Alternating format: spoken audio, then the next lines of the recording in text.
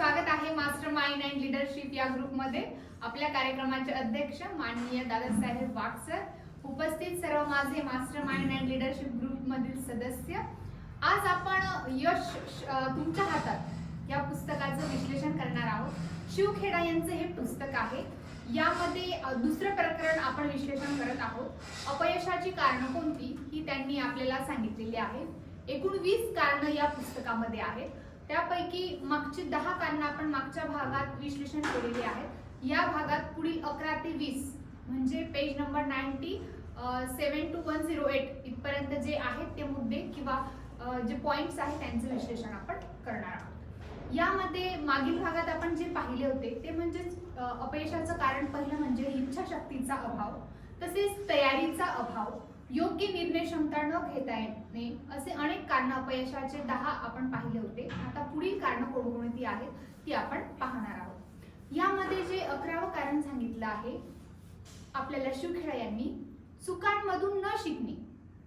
व्यक्ती या चुकांमधून नाही शिकत, म्हणजे पूर्वी ज्या चुका झालेल्या असतात, पास्ट मध्ये ज्या चुका घडलेल्या असतात त्यामधून शिकवण न घेणे हे देखील अपयशाचे एक कारण आहे। पूर्वीच्या चुका म्हणजे आपल्या स्वतःच्या चुका असतील असं नाही, आपण दुसऱ्यांच्या चुकांवरून देखील आपण शिकू शकतो। आपलं आयुष्य एवढं मोठं नाही की आपण प्रत्येक गोष्ट चुकूनच शिकू शकतो, इतरांच्या चुकातून देखील आपण शिकू शकतो। अपयश म्हणजे जी एक चूक असते, या अपयशातूनच आपल्याला खूप काही शिकायला मिळत असतं, आपल्याला असं या पुस्तकामध्ये सांगितलं आहे। पुढील कारण जे सांगितलं आहे शिवखेडा यांनी आपल्याला ते म्हणजे आपण संधीचा योग्य उपयोग करत नाही। ऑपॉर्च्युनिटी व्यक्तीच्या समोर असते पण व्यक्ती त्याचा योग्य तो उपयोग घेत नाही। जेवढा अडथळा किंवा अडचणी जीवनामध्ये जास्त तेवढीच संधी ही जीवनामध्ये जास्त असते, असं शिवखेडा यांनी आपल्याला सांगितलं आहे। उदाहरणार्थ आपण जर तराळ अंतराळ ही जी शंकरराव खरात यांचं जे लेखन साहित्य वाचलेलं असेल, त्यांचं जीवन पाहिलं असेल तर लहानपणापासून त्यांचं जीवन खूप हलाखीचं आणि अडचणीचं होतं। तरी देखील ते जे औरंगाबादमध्ये आंबेडकरांचं जे युनिव्हर्सिटी आहे, जे मिलिंद युनिव्हर्सिटी म्हणून होतं, त्यामध्ये ते कुलगुरू होते। म्हणजे लहानपणी त्यांना शिकायला देखील मिळत नव्हतं, अशा परिस्थितीत ते शिकून एवढ्या मोठ्या पदावर पोहोचले। त्यांच्याकडून देखील आपल्याला शिकण्यासारखं आहे, म्हणजेच त्यांनी संधीचा योग्य तो वापर केला।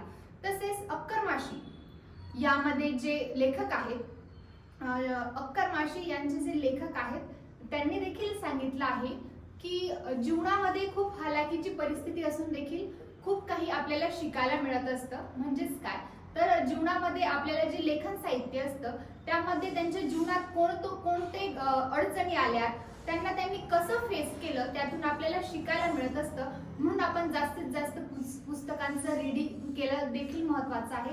तसेच जेव्हा मी जात चोरली होती हे जे बाबूराव बागुल यांचं पुस्तक आहे, यामध्ये देखील त्यांचं आयुष्य खूप खडतर होतं, तरी देखील त्यांनी एवढ्या हलाखीच्या परिस्थितीत शिक्षण घेऊन त्यांनी औरंगाबाद युनिव्हर्सिटीमध्ये ते प्रोफेसर झाले, इंग्रजी या विषयाचे प्रोफेसर झाले। म्हणजेच काय, जीवनामध्ये संधी असतात त्या आपण ओळखल्या पाहिजेत आणि त्यानुसार आपण कार्य केलं पाहिजे। म्हणजेच काय, संधीचा उपयोग करून आपण त्याचा उपयोग केला पाहिजे, असंच लेखकांचं म्हणणं आहे। म्हणजे संधी जर आपल्याला ओळखता येत असेल तर आपण यशस्वी होऊ शकतो, आणि संधी आपल्याला ओळखता येत नसेल तर आपण अयशस्वी होतो, असे अपयशाचे एक कारण सांगितलं आहे। तसेच पुढील कारण जे लेखकांनी आपल्याला सांगितलं आहे ती म्हणजे भीती किंवा फिअर। व्यक्तीला काही गोष्टीची कोणाकोणाला बोलायची भीती असते, कोणाकोणाला सगळ्यांमध्ये कसं बोलायचं किंवा कसं राहायचं याची भीती वाटत असते, किंवा आपल्याला इंटरव्ह्यू द्यायचा असेल त्याची भीती वाटत असते, पेपर देत असेल तर आपल्याला भीती वाटत असते। भीती का वाटत असते तर सर्वात महत्त्वाचं कारण आहे भीती वाटण्यामागे तयारी नसणे।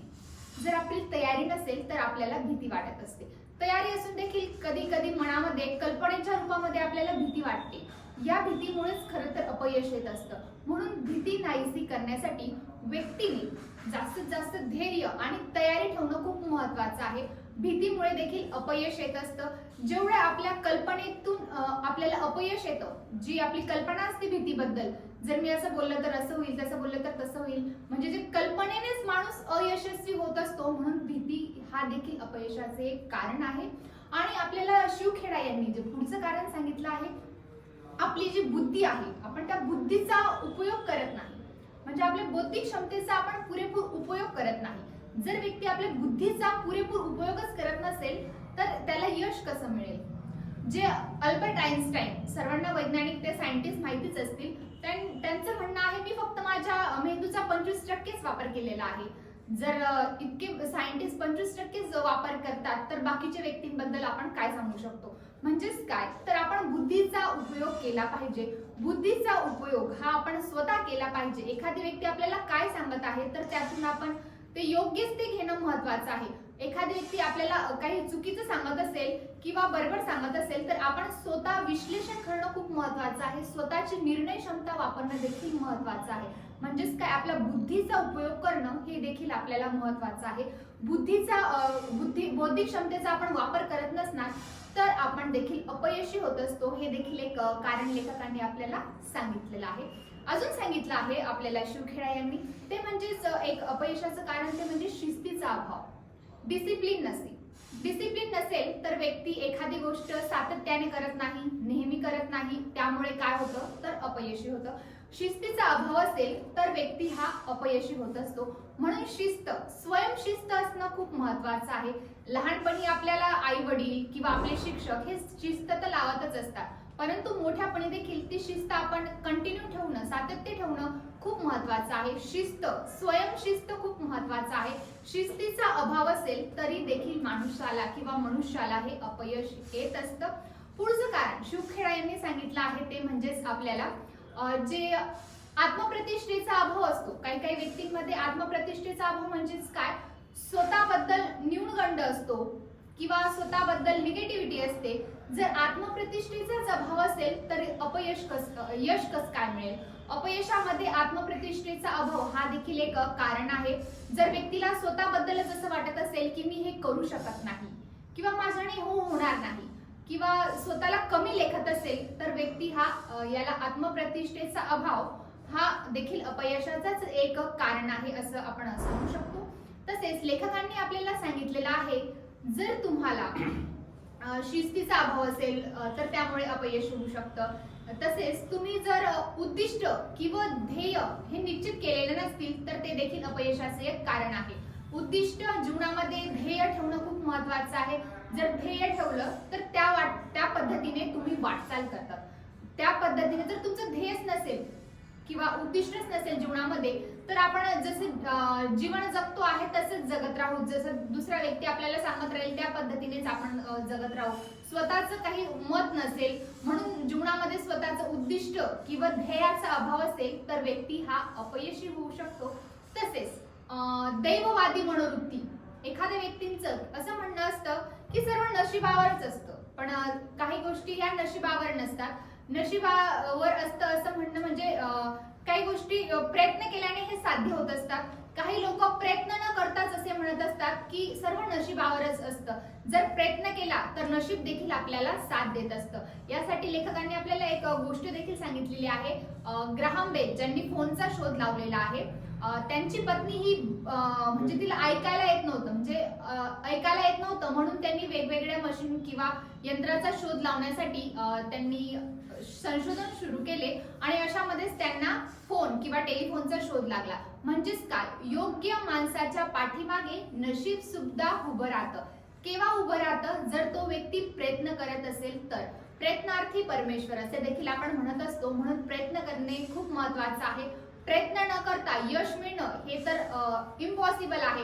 कोणत्याही जर आपण यशस्वी व्यक्तीला विचारलं तर त्याच्या मागे काय असतं तर त्याची मेहनत असते, प्रयत्न असतात, तेव्हाच तो यशस्वी होत असतो. अपयशी माणसं हे मोस्ट ऑफ नशिबालाच दोष देत असतात किंवा इतरांनाच दोष देत असतात. माझ्या आईने असं केलं, माझ्या वडिलांनी असं केलं, माझ्या बहिणीने असं केलं, माझ्या भावाने असं केलं, माझ्या मित्राने असं केलं, असं एकमेकाला दोष देत राहतात. परंतु ते जीवनामध्ये दोष दिले नाही पाहिजे. तर स्वतःमध्ये आपल्याला काय इम्प्रूव्ह करायची गरज आहे, काय आपल्यामध्ये प्रगती करणं किंवा काय शिकणं, काय विकास करणं महत्वाचं आहे ते आपल्याला खूप महत्वाचं आहे.